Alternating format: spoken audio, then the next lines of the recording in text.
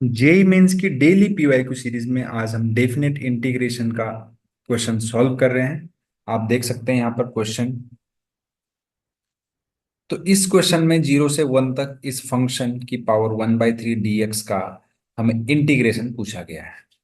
अगर हम ध्यान से देखेंगे तो इस टाइप के फंक्शन का पावर 1/3 है और इसका इंटीग्रेशन फाइंड करना काफी टफ सा हमें लग रहा है ना। क्योंकि यहाँ पे ना तो सब्स्टिट्यूशन लगेगा ना, मतलब इनडेफिनिट इंटीग्रेशन के जो मेथड्स है वो तो नहीं लगेंगे।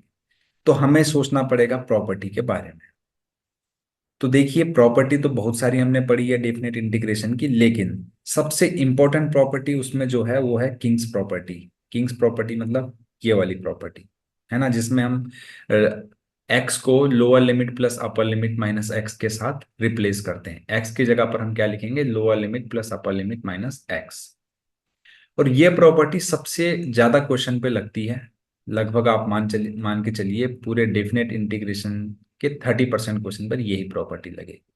तो अगर हमें कुछ भी समझ में नहीं आ रहा तो हम इस प्रॉपर्टी को अप्लाई करने के बारे में सोचते हैं। तो जो गिवन क्वेश्चन है उसको मैंने आई के इक्वल टू इक्वेट कर लिया है। एक्स की जगह पर हमने ये वाला सब्स्टिट्यूशन लगाया। सब्स्टिट्यूशन नहीं है एक्चुअली, ये एग्जैक्टली तो नहीं है। तो एक्स इक्वल टू 1 - एक्स हो जाएगा या कर लेंगे। तो मैंने इस फंक्शन में x की जगह पर 1 - एक्स का क्यूब किया।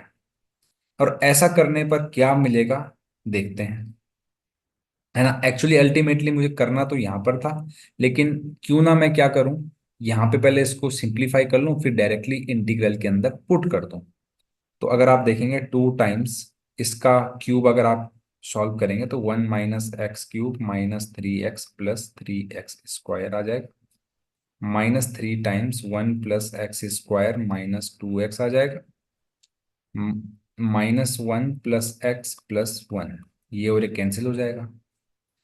अगर आप देखेंगे यहाँ पर 2 × 3 = 6, -6 आएगा। और यहाँ पर देखिए -3 × 2x 6x कैंसिल हो गया। तो ये वाला और ये वाला टर्म कैंसिल हो गया। अब अगर आप देखेंगे 2 × 1 = 2 और -3, तो -1 आ जाएगा। इसको और इसको हमने सॉल्व कर लिया। 2 × x³ -2x³ आएगा, इस वाले ब्रैकेट में तो है नहीं। 2 × 3 6x² आएगा। और यहाँ पर आएगा -3 × x² यानी -3x²। तो 6x² -3x² करोगे तो आपको +3x² मिलेगा। साथ में प्लस एक्स तो आपको यहाँ पे मिल ही चुका है। अब ये किसके बराबर है, अगर आप ओरिजिनल क्वेश्चन को देखोगे तो सारी टर्म तो सेम है एक्सेप्ट साइन के।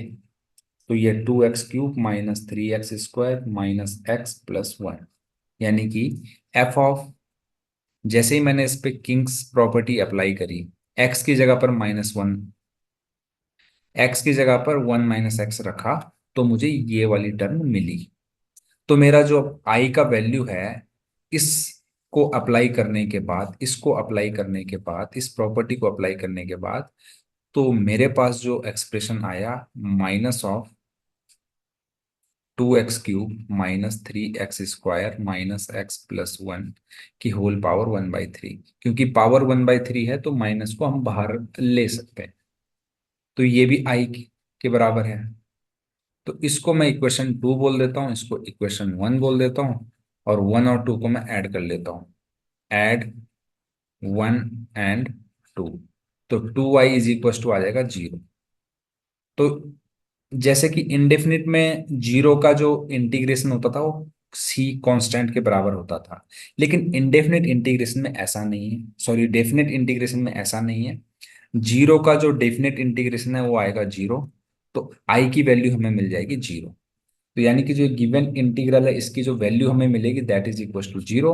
अगर आपको सॉल्यूशन ये अप्रोच अच्छी लगे, चैनल को लाइक शेयर और सब्सक्राइब करना बिल्कुल ना भूलें। Thank you very much.